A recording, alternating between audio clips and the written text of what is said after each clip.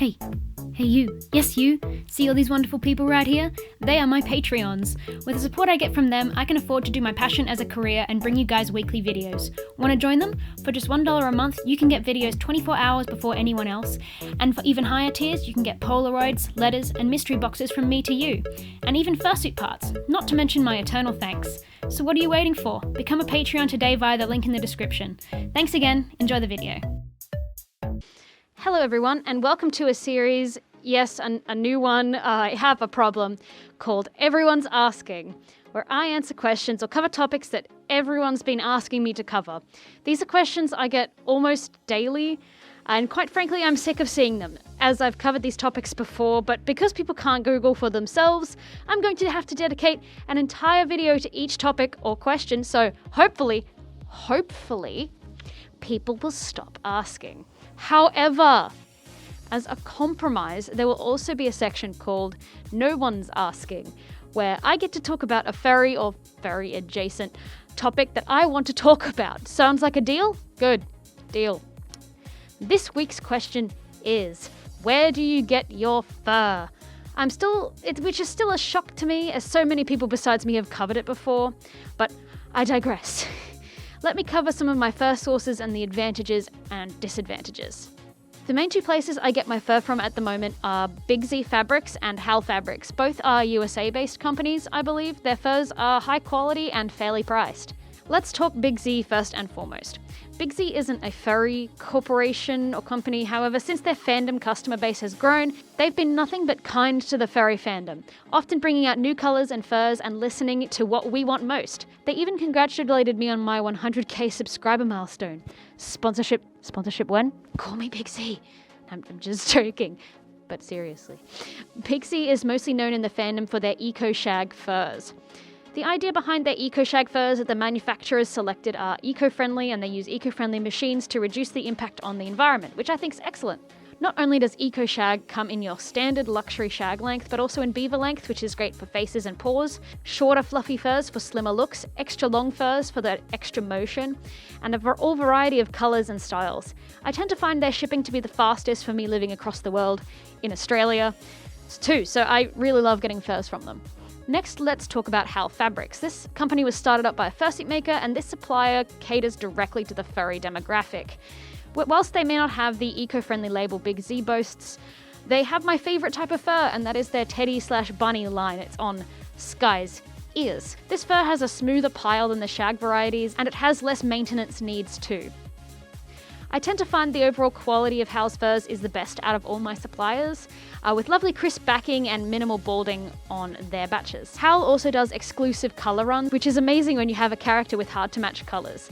They tend to offer every colour in a range of lengths as well, which is great for adding definition to a suit. Unfortunately, these guys tend to take the longest to get to me in terms of shipping, which is no fault of theirs, with COVID shipping being a huge problem at the moment. Other fabric places I order from are Fursuit Supplies, who mainly specialise in luxury shag colours. They have some of their own unique colour ranges too, and the quality has always been top-notch from my orders from there.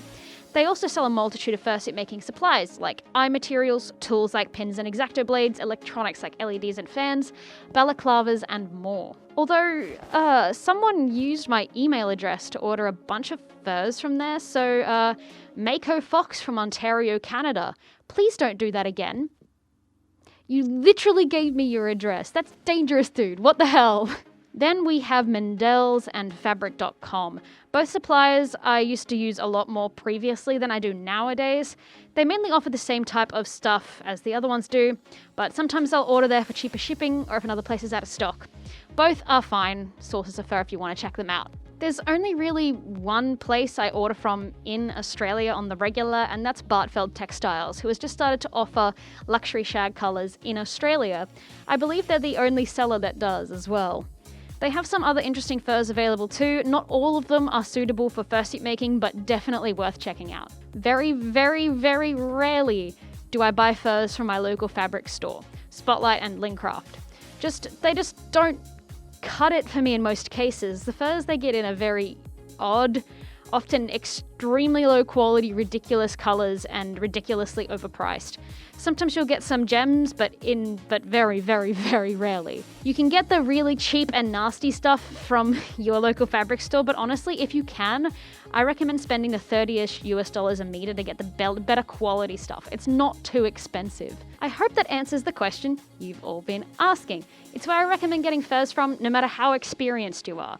And please, please, please remember that cheaper furs aren't as nice to work with. They won't shave well, and in my opinion, working with good furs is a completely different experience and set of skills than working with cheap craft fur. Okay, now we move on to the next segment. No one's asking. And I've decided, because I'm looking for an excuse to talk about it, I want to talk about Warrior Cats Animated. I've been following this project for a while now, and honestly, I cannot get enough of it. For those of you who don't know, Warrior Cats is a book series about a bunch of wild cats who live in clans in the wilderness and fight and have discovered religion. It's a great series, okay? Just trust me. I've been catching up on, well, all of it, and have dabbled in the Warrior Cats fandom for a little bit. And I have been loving it. These are my warrior OCs. This is Willow Gaze, Medicine Cat, and Cranestorm, my warrior. But some intensely, amazingly, incredibly talented people have gotten together and are turning the first arc into an animated series, like a proper production, like Disney quality series. They've released a teaser trailer and some animations for the voice acting casting call, which I may or may not be trying out for. Gonna try it for all the female roles to get my voice acting practice up, but I'm really hoping I get cast as Sandpaw, as I feel like an Australian accent would suit her, don't you? But my audition will be up on their Casting Call Club page if you're keen to give it a listen, and all the other talented applicants too. I just adore this art style, and the animation quality is top notch. I literally vibrate with excitement every time I see an update, and I am unbelievably excited for this project. If you are a fan of the series, it is seriously criminal if you haven't checked it out. So that's it for this episode of Everyone's Been Asking. What do you guys think of the series, and what would you like me to cover next? Let me know down below. Subscribe for more fursuit making content, and I'll see you next week.